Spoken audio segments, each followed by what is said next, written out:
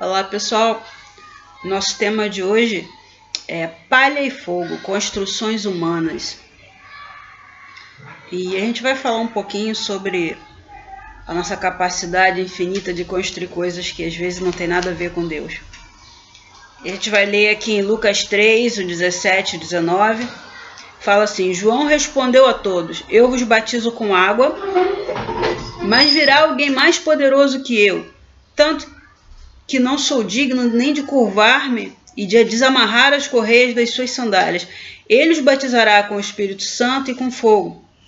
Ele traz a pá em sua mão a fim de limpar a sua eira e juntar o trigo em seu celeiro, mas queimará a palha com fogo que nunca se apaga. E com muitas outras palavras, João exortava o povo e lhes pregava as boas novas. A gente vê aqui João pregando as boas novas. Boas novas, e você pensa, só vitória, alegria, conquista, maravilha, céu na terra, né? Leite, mel, minhas necessidades serão satisfeitas, tudo estará bem, vamos, tempo de restituição, as promessas vão ser cumpridas.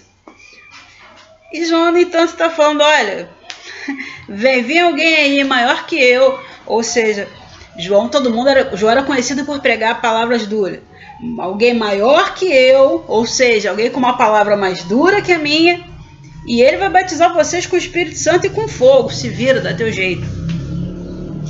E esse texto dá muito problema, né? Principalmente no meio pentecostal, né? O pessoal fala que o pessoal gosta do fogo. Sabe que pentecostal falou de fogo dá problema, batista falou de água dá problema. É assim, né? Cada um com seus problemas. Enquanto João estava lá pregando as boas novas, falando do batismo no Espírito Santo com fogo. Mas eu quero que você entenda que o juízo que ele está falando ali é do fogo. Fogo no sentido de juízo. No sentido do juízo que envolve arrependimento. E arrependimento é o que a gente quer falar hoje. Arrependimento não é mudança.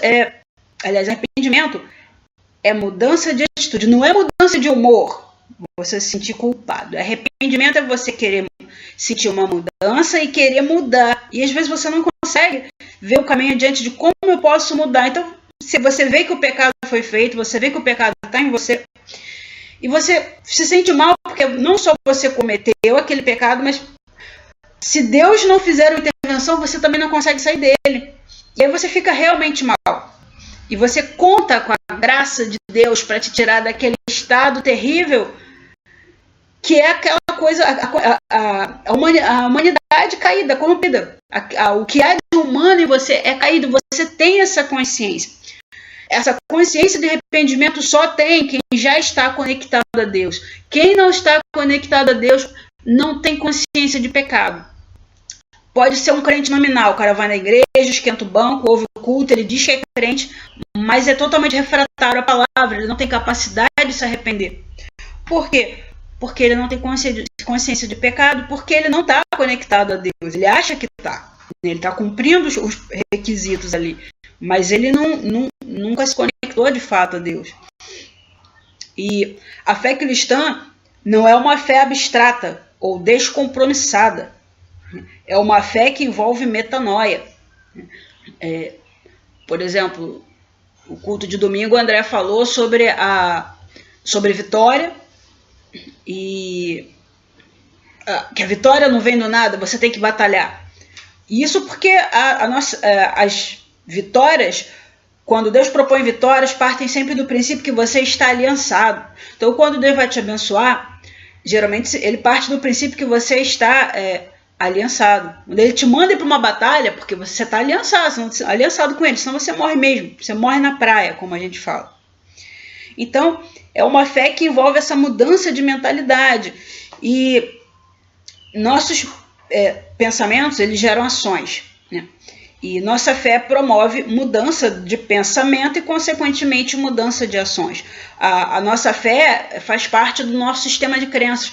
Nosso sistema de crenças determina quem nós somos e desenvolve o que se manifesta através das nossas ações. Então, você quer conhecer uma pessoa, você não precisa conhecer ela todos os dias, mas se você conhece o sistema de crenças dela, você pode saber quem é essa pessoa. Então tem pessoas que, segundo o sistema de crenças dela, você não precisa mais ouvir nada. Ela fala no que ela acredita e você já sabe quem ela é. Você não precisa ver a ação. E então toda essa transformação do Evangelho ocorre por causa da cruz e da ressurreição de Cristo e porque você decidiu fazer parte. Você se compromissou, você se aliançou, você fez parte da aliança com Cristo e você quer fazer parte da cruz, quer viver com Ele ali na cruz e na ressurreição. E o cristianismo sem a cruz promove uma fé estéril, uma fé inútil, vazia e que não se sustenta. Sabe aquele crente que na primeira topada ele desvia? Então, essa é a fé que era estéril, a fé que não tinha base, a fé que não se sustenta. E como geralmente esse tipo de fé, ele não se sustenta pela cruz, que é o centro do Evangelho, ele se apoia em legalismo, né?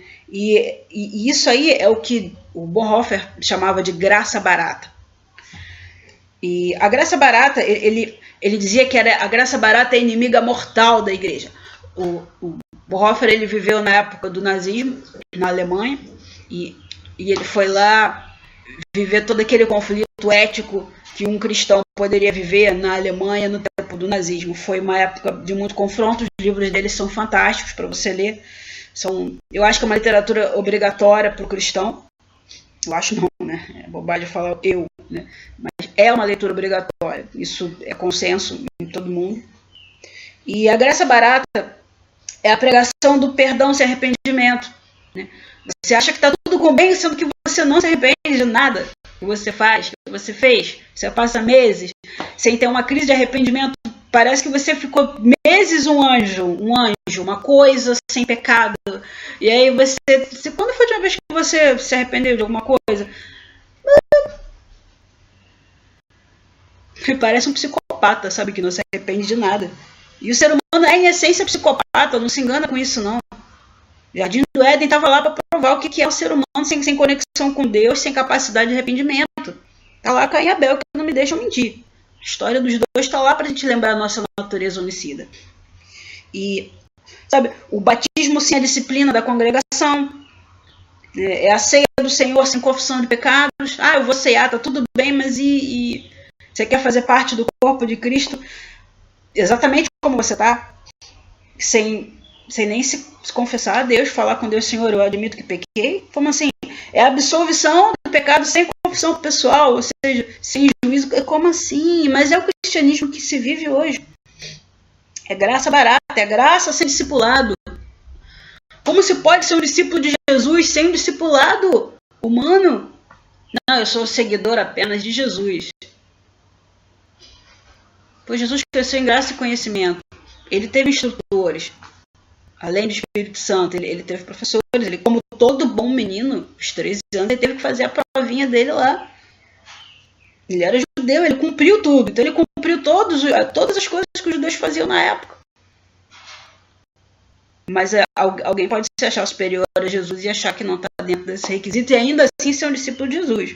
Ele quer ser um discípulo de Jesus sendo maior que Jesus, porque ele acha que é maior que Jesus. E a graça sem Jesus Cristo vivo encarnado. Graça envolve Jesus em carne. Graça envolve a pessoa olhar para você e conseguir ver Cristo nas suas ações.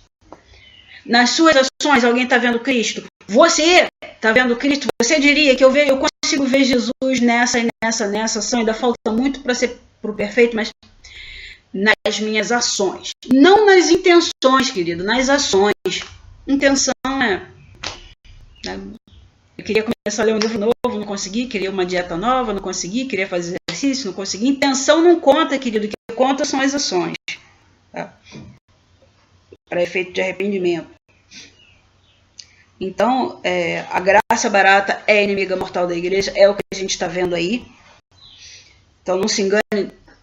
Nem todo mundo que diz que é cristão. Nem todo mundo que diz que é pastor. Nem todo... É por aí, gente. Os exemplos são infinitos, eu não vou gastar com isso, não. Então, Quando a fé se torna um produto de consumo, um espetáculo, um show, ou quando as pessoas buscam uma mensagem para se sentir bem, né? Uma mensagem que seja agradável aos ouvidos, aquela mensagem tão boa, o fulano tem uma palavra boa, maravilha quando é uma palavra boa mesmo. Mas geralmente as pessoas falam isso quando a mensagem afaga o ego. E não quando a mensagem está sendo cura, porque às vezes o que cura é amargo. Né? Você toma chá de carqueja, excelente, amargo. Chá de boldo, excelente para o fígado, amargo. Chá verde é bom demais para o corpo inteiro, dá até melhora a longevidade, amargo. Mas as pessoas querem doce, querem açúcar, querem milkshake. Né? Você quer milkshake, é uma palavra doce que nem milkshake, igual refrigerante, cheio de açúcar, para você ficar diabético, diabólico. É o que as pessoas querem, gente. As pessoas são loucas. E, sabe, isso é graça barata. Graça barata é mensagem de milkshake. É o evangelho do milkshake. O evangelho segundo o McDonald's. Tá? Inimiga mortal da igreja. Sim, João pregava arrependimento e suas palavras eram duras. E ainda não se olha o que vem aí, ele é maior do que eu. E ele vai batizar vocês com o Espírito Santo com fogo. Ou seja, vai queimar quando ele falar. Vocês acham que o que eu falo é duro? Quando ele falar, vai queimar vocês. Queimar o que não presta. Vai queimar o que não presta, vai mudar, vai transformar. A palavra é interessante, tem que pegar o contexto todo. É legal fazer uma tabelinha, né? Botar o Espírito Santo e fogo. Pega tudo que é referente ao Espírito Santo, bota embaixo, tudo que é referente ao fogo, bota embaixo, você vê o que é o batismo com fogo. Pois é, porque é uma analogia, você precisa entender a analogia por completo. Hoje, a semelhança de João, a gente está falando de caráter, né? A gente não vai entrar muito em juízo hoje, não, mas a gente está falando de fogo. Sabe, quando João falava de fogo, você tem que lembrar que no Antigo Testamento e no Novo também, palha era usada para fazer tijolo. Tijolo não era que nem hoje, não, era feito com palha. Né? E tijolo era usado para construção, até hoje ainda é. Então, quando ele está falando, olha, vai batizar vocês com fogo, né? E João falava muito da palha e tal, e Jesus também, e era uma analogia forte, né, na Bíblia inteira. Sabe, fogo, João está deixando implícito ali, olha, muito do que vocês estão construindo aí na mente de vocês é palha. João era um cara que se alimentava à base de mel e gafanhotos. Ou seja, ele achava que, basicamente, ele foi para o deserto, porque como muitos daquela época que se achavam remanescentes de Israel, assim como os essênios, por exemplo, João estava seguindo esse raciocínio dos essênios. Eu preciso me separar do mundo, eu prefiro ir para o deserto, porque lá eu consigo ser espiritual. Aqui é tão mundano que não dá para ficar junto, não dá para andar mais junto, porque a hora que Deus mandar o fogo do céu, vai queimar e eu vou queimar junto, porque não dá, gente. Tem hora que não dá para ficar junto. É um nível de carnalidade tão grande que não dá mais para andar junto. Nem para evangelizar tem hora, porque o profeta ele profetiza 24 horas, ele respira profetizando, ele respira denunciando o pecado, e chega uma hora que não dá mais, ele vê que ele está, passou o tempo dele ali, acabou meu tempo aqui, não tem mais o que fazer, eu já falei, convencer, o bom profeta, o profeta que entende a missão dele, ele entende que a missão dele é anunciar, denunciar o pecado, convencer a pessoa do pecado é uma tarefa do Espírito Santo. O profeta ele não precisa ficar até que a pessoa decida se convencer, porque talvez ela não se convença nunca, mesmo com o Espírito Santo atuando poderosamente na vida dela. O profeta ele só tem que avisar, olha, você está sendo carnal. Olha, essa atitude aqui é carnal, a palavra diz isso, isso e isso, você está fazendo isso, isso e isso, você vai ter um resultado assim, assim, assim. Acabou, o profeta não tem que ficar segurando a mão, sabe, tirando, quero ir para a fogueira, eu quero queimar no fogo, tá, vai. Você sabe que é pecado, né? Não, beleza, ok. Não é a função do profeta. Então, se você é profeta, é muito comum cair nesse erro de querer. A gente aqui já caiu várias vezes, a pessoa indo para a fogueira e a gente tentando segurar a pessoa pelo braço para não ir pela fogueira, porque a gente tem amor pelas pessoas. E quando você vê uma pessoa indo para um caminho muito ruim, você tenta segurar. Às vezes é difícil não fazer, mas Mas é complicado, porque a gente não pode fazer o papel do Espírito Santo. Então, às vezes, a gente tem que silenciar, deixa seguir o caminho. Você já falou. Não tem mais o que fazer. Não tem mais. É por isso que o ministério do profeta é um ministério de muito choro, de lamentações, como Jeremias. Jeremias estava vendo o povo ir para o buraco. E chegou uma hora que só restava chorar, porque não ia ser além daquilo, era aquilo, estava indo até o final, e ele que que desse o jeito dele de não ir junto, né? O povo indo para cativeiro, e se mais um pouquinho ele ia junto. Então, a gente tem que pensar nas nossas falhas, no que a gente constrói diante do juízo de Deus, as nossas construções versus o juízo divino. E essa semana eu vi um vídeo de uma experiência social que fizeram e pegaram a experiência foi o seguinte: pegaram os pais junto com os filhos e eles foram numa salinha e falaram: olha, a gente vai fazer o teste, mas o teste vai demorar um pouquinho, vocês aguardem aqui na sala que a gente vai demorar um pouquinho, a gente está um pouco atrasado, mas a gente já vai começar. E não tinha internet, não tinha, era uma sala de espera, mas não tinha TV, e não tinham, acho que não sei como eles não podiam, deixaram claro que eles não podiam levar celular, alguma coisa assim. Então ninguém podia acessar celular. E eles ficaram o tempo ali, parados. E a coisa foi demorando, tinha que fazer alguma coisa. E os pais começaram a brincar com os filhos. Brincar, e se divertiram muito. Quando estavam se divertindo muito, aí a recepcionista chegou e falou: olha, muito obrigada, já fizemos o teste. Não, mas a gente estava esperando o teste. Ele, não. O teste que a gente queria fazer, a gente já fez. Vem ver o resultado. Aí quando eles entraram numa sala e passou, naquele momento ali que eles entraram, eles estavam sendo filmados. E o teste era sobre isso, sobre estar presente.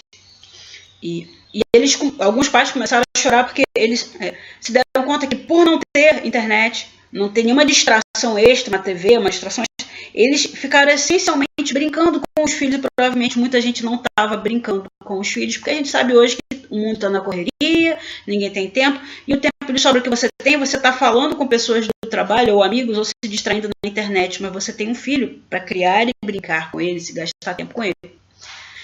E vendo essa experiência eu fiquei muito chocada, porque eu fiquei imaginando em termos de juízo. Eu fiquei imaginando, uau, imagina o dia do juízo, que a gente imagina aquele juízo medieval, né? Com Deus com porrete na mão, na sala do julgamento, Deus querendo te mandar para o inferno. É uma imagem que ficou na mente das pessoas, a gente sabe que não é assim, mas no final você pensa assim. E você na sala do juízo, e Jesus lá para te julgar, para te defender, Deus querendo te punir de qualquer forma, porque Deus é irado, Jesus querendo te absolver, o diabo do outro, e aquela discussão, aquele clima de debate.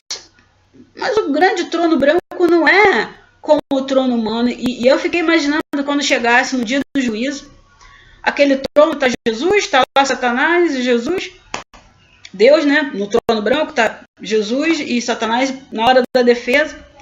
E você chega, o juízo vai começar.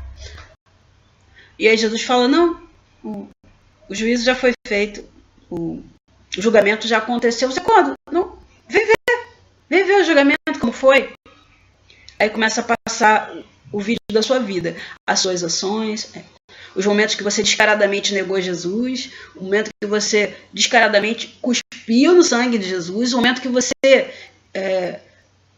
negou Jesus descaradamente, que você vendeu Jesus por 30 moedas de prata ou menos, o momento que você vendeu Jesus por um momento de diversão, por um momento de alegria, de prazer, sabe, aquele momento que você negou Jesus das mais variadas formas. E esse já é o seu julgamento. E uma das coisas que as pessoas esquecem é que existe o grande trono branco, o dia do juízo, mas o juízo está acontecendo desde sempre.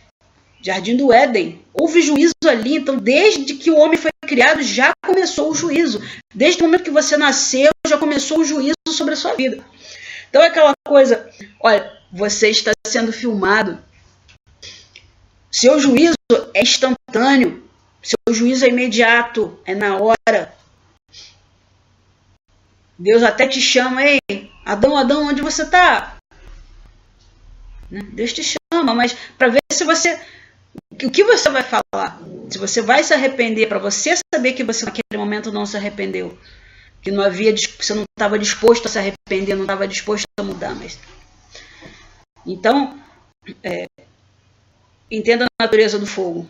Jesus vai como João fala, ele os batizará com o Espírito Santo e com fogo. Vem juízo, vem resultado, vem a consequência, fora o juízo, vem a natural consequência das suas ações, mais juízo. Porque tem pessoa que acha que não teve, pecou, negou Jesus, cuspiu no sangue de Jesus, sapateou no sangue de Jesus, não teve consequência, ela acha que está tudo bem, porque não teve consequência de nada daquilo. A consequência dos seus atos não é equivalente ao juízo. Você pode não ter consequência nenhuma, mas o juízo está rolando, querido. Você está sendo filmado. Tá? Não se engana, não. E quando você vê uma pessoa sem consciência nenhuma de pecado, o juízo já aconteceu, ele já se desconectou de Deus. A prova é que o juízo já aconteceu é porque ele já está desconectado. Imediatamente desconectado. Então, vamos viver uma vida que não seja uma vida de graça barata. Vamos viver uma vida que seja uma vida onde a gente entenda que a graça foi cara, custou o sangue de Jesus e não apenas o dele, ela custa a sua vida. O cristão de verdade, ele sabe que cristianismo tem preço. Há um preço a pagar. Há um preço a pagar. Isso, e o preço que interessa é a sua vida. Sua vida está nas mãos de Deus, é bonito falar isso, adesivo de carro, adesivo de caminhão, mas de fato está, a gente cansa de ver na estrada. Minha vida está nas mãos de Deus, o carro protegido por Deus sai cortando todo mundo no trânsito, sabe? Fura sinal, quase passa por cima, atropela os outros, a gente está só vendo, tô vendo ali o carro nas mãos de Deus, se não, aí dos outros se não tivesse, né? E vamos viver uma vida cristã de qualidade, uma vida cristã onde você tem acesso em qualquer lugar, a qualquer hora, você tem acesso à doce presença de Deus, porque você entende que é um preço. Porque Deus não se manifesta, não se engana, Deus não se manifesta onde não há temor. Sabe? A intimidade do Senhor é para aqueles que o temem. Você teme a Deus, então você tem intimidade com Deus, porque Ele não dá intimidade para quem não conhece Ele, querido. Você dá intimidade para a pessoa que você não conhece? Você sai falando da sua vida, suas coisas pessoais, seus planos, projetos, para alguém que você não conhece? Não fala. Que dirá Deus, que tem planos altíssimos, pensamentos altíssimos? Não fala. Da mesma forma que você, Deus também não fala, não. Deus não sai falando as coisas dele. Então tem pessoas aí que Deus é engraçado, que é profeta. Você ouve os profetas falando uma coisa e a galera toda falando outra. Quem tem intimidade com Deus? Quem tem intimidade com Deus? Na época lá, Ezequiel e Jeremias falando, olha, Isaías, Ciro, Deus está falando que Ciro é pastor, Nabucodonosor é pastor de Deus. Vamos queimar esse profeta na fogueira. Tá falando heresia. Não estava falando heresia, estava falando coisa que pela intimidade dele com Deus ele podia saber. Mas ninguém sabia. O restante não sabia porque não tinha intimidade com Deus. E hoje é a mesma coisa, gente. A gente fala as coisas, as pessoas acham que a gente é louco e tal. Por quê? Porque não tem intimidade com Deus. Não dá para discutir. É julgo desigual tentar um debate nesse nível. Então, quer falar uma coisa? Quem testifica o profeta é o tempo. Quem testifica o profeta é o tempo, exatamente. E tem horas que não. Você quer saber se um profeta é de Deus ou não? Espera o tempo passar. Deixa ver se vai frutificar a palavra dele, se as palavras dele vão cair. Graças a Deus, as palavras da gente a gente coloca no blog, né? E a gente costuma ir lá. Você pode ir lá no blog e ver quantas vezes, desde quando a gente tem 2010. 2011, final de 2011. 2010. Desde 2010 a gente está postando palavra profética. Vê lá quando a gente errou. Palavras para a nação. Quando a gente errou. É mérito nosso? Não, querido. Não, sem dúvida não. O plano de Deus. O microfone não tem mérito nenhum. Quando a palavra é de Deus, o profeta ele é o microfone de Deus. É isso que ele é. Só isso, não tem mérito nenhum. Então, mas presta atenção no que os profetas estão falando. Presta atenção. Sabe? Errais por não conhecer as Escrituras, e as Escrituras falam sobre ouvir os profetas. Né? Como é aquele que fala do versículo do profeta? Ouve os profetas e prosperareis. Isso, ouvi os profetas e prosperareis. É contigo, tá? Virá alguém mais poderoso que eu, tanto que não sou digno nem de curvar-me em desamarrar as correias da sandália dele, e ele os batizará com o Espírito Santo e com fogo. Amém, queridos, que vocês sejam batizados no Espírito Santo e com fogo do juízo, e que toda a palha seja queimada, e que fique só aquilo que seja digno de glorificar a Deus na sua vida, que fique na sua vida apenas aquilo que Deus olhe e sinta prazer. Quando queimar aquela palha, que Deus sinta prazer na sua vida. Amém? Um grande abraço, graça e paz.